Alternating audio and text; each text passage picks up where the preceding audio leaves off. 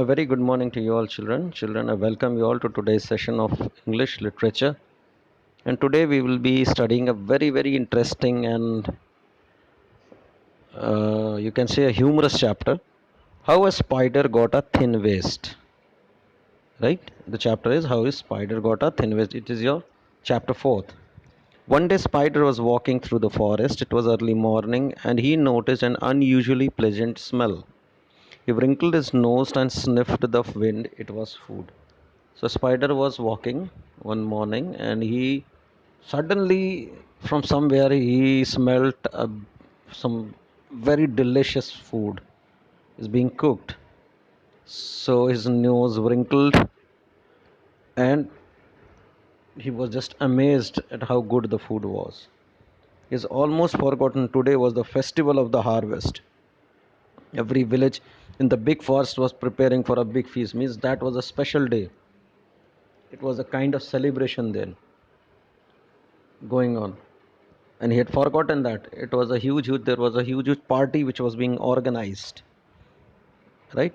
Spider hearts jumped for joy, his mouth watered, his eyes sparkled, and he smiled brightly. Already he could taste the food on his tongue, right? He was so foodie that he was just amazed at the smell, and he went berserk looking for the food.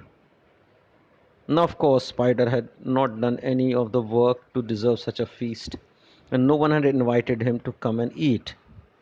The spider has not done anything special, right? He has not done anything special, and nobody had invited it, right? He was right in the heart of the forest, and not very far away there were two villages. Spider stood just in the middle, and the two were exactly the same distance away.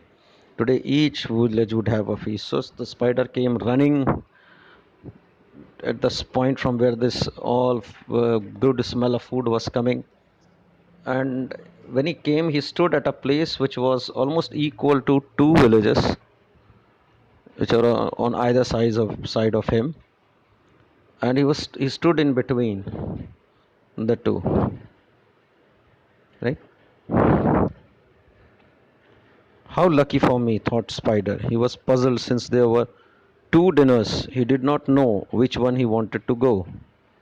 That is, he did not know which one he would have the most to eat. So he was in an utter confusion. On one side, some beautiful smell of food is coming. On the other side, he's standing between the two villages. He's confused from which village this smell is coming.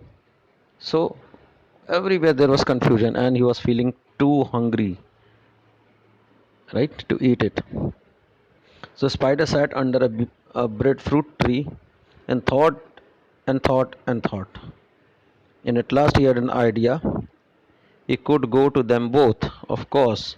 Spider was pleased with his good idea that he did a little dance right there and then. So the spider sat down a tree and started thinking and thinking what to do. And then an idea came to his mind. And the idea was that he can go to both the villages. So he started dancing because then he will be enjoying the food, good food being cooked at both the places. Now, how could he know when the food was ready? He sat under the breadfruit tree again and thought and thought and thought. And then he had another idea. He did another little dance just because he was so brilliant, and then he did two things. Now, what happened is, how could a single person go to two places at the same time? And also, how would he know whether the food is cooked, is ready there? So he thought under the same tree and sat under the same tree and started thinking and thinking and thinking. And then another idea struck to him. And he realized that he is a genius person, right? He realized himself to be a genius person, and then he started dancing again. First, he called his eldest son Kima. He took a long rope and tied one end around his waist, and the other end he gave to his son.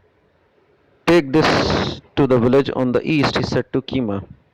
When the food is ready, give the rope a hard pull, and I will know it is the time for. So he gave a rope to his eldest son Kima, right? And told him to drag the rope tightly when the food is ready there, right? So a lot of things have been taught to you. I think it's time to stop so that you can revise up till here, right? I enjoyed it a lot in telling you this story as much as you did in listening it. So until we meet again, it's a goodbye.